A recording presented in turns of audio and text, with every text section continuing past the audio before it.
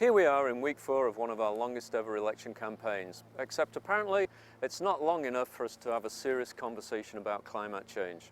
Sure, the leaders of the Tories, the Liberals and the NDP all claim to be committed to fighting climate change, but entirely missing in action are any significant details about how they will actually reduce Canada's carbon emissions. Even worse, they refuse to address the disconnect between committing to climate action while simultaneously promoting oil sands development and the pipelines that go with it. In fact, Thomas Mulcair and Justin Trudeau are beginning to sound more and more like Stephen Harper every day. Both are using the same language of getting our products to market. And Mulcair believes that we can grow the oil sands and reduce our carbon emissions at the same time. And then there's those pipelines. Trudeau supports the controversial Keystone XL and Kinder Morgan Trans Mountain pipelines. Mulcair, for his part, refuses to come clean about whether or not he supports Energy East, a pipeline that, if built, can only serve to increase oil sands production and greenhouse gas emissions. But here's the thing. Experts agree that we cannot continue to expand oil sands production and hope to meet our climate targets.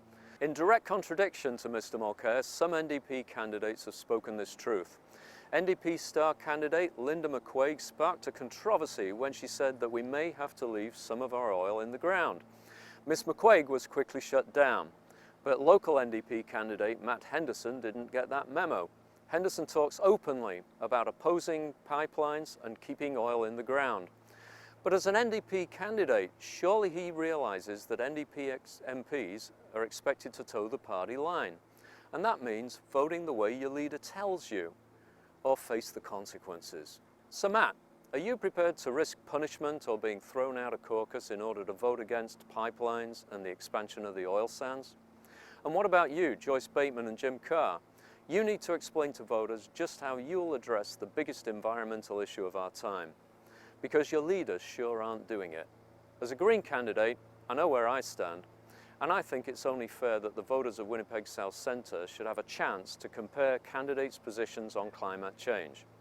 That's why I'm challenging Joyce Bateman, Jim Carr, and of course Matt Henderson to a debate about climate change, oil sands, and their human rights implications.